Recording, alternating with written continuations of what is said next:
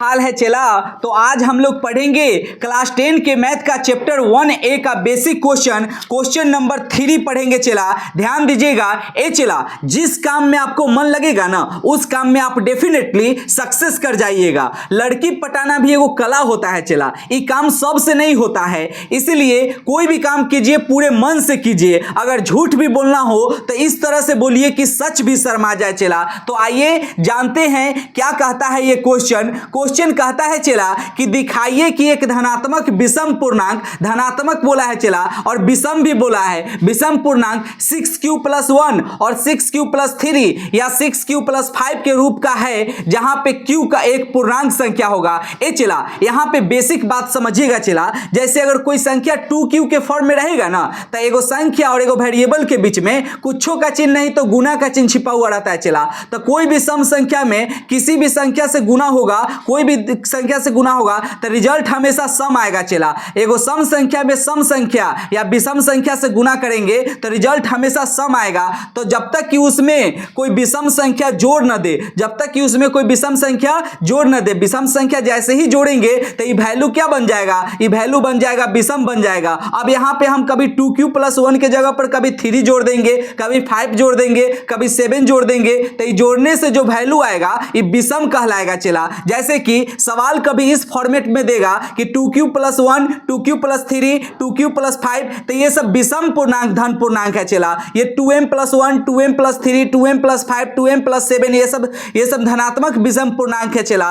4m + 1 क्योंकि इतना तो सम है, इतना तो सम है, तो इसमें सम से गुना हो m के जगह पर चाहे विषम से गुना हो ऑलवेज सम आएगा, जब तक कि इसमें कोई विषम संख्या न जोड़ दिया जाए। तो ये सब क्या है चला, तो ये सब धनात्मक विषम पूर्णांक है। तो हम क्वेश्चन को बनाएंगे कि भाग एल्गोरिदम से ए और बी धनात्मक पूर्णांक के लिए ए चला, ए और बी धनात्मक पूर्णांक के लिए फार्मूला होता है कि a = b × q प्लस में r, जहां r जो होता है 0 के बराबर हो सकता है, 0 से बड़ा भी हो सकता है, लेकिन हमेशा ऑलवेज भाजक से छोटा रहता है। कौन? रिमाइंडर, शेष जो होता है हमेशा भाजक से छोटा बचता है। बीच में जो रहता है उसके बारे में चर्चा करते हैं चला। तो r जो होगा 0 के बराबर हो सकता है, 0 से बड़ा भी हो सकता है, लेकिन हमेशा भाजक से छोटा रहेगा।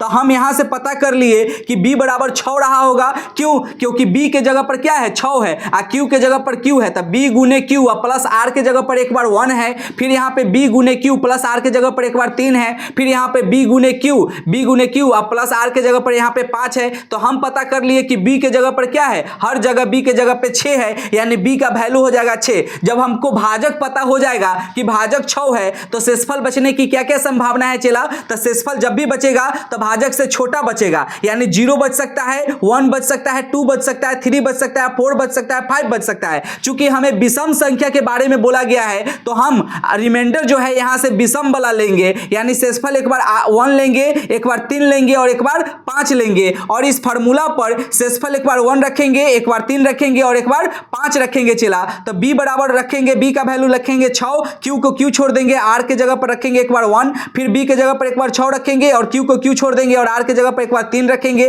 फिर b को b छोड़ देंगे, b के जगह पर 6 रखेंगे, b का वैल्यू, और q को q छोड़ देंगे और r के जगह पर एक बार 5 रखेंगे। तो सॉल्व करने के बाद चला ये 6 × q 6q हो जाएगा, प्लस में 1 तो 6q + 1, ये 6 × q 6q हो जाएगा, प्लस में 3 तो 6q + 3 हो जाएगा, ये 6 × 5 6 × q तो 6q हो जाएगा, अब प्लस में 5 जोड़ेंगे तो 6q + 5 हो जाएगा। अतः एक धनात्मक विषम पूर्णांक इन सभी रूप का होगा चला। किसी को कोई डाउट है क्या यहां तक समझने में चला?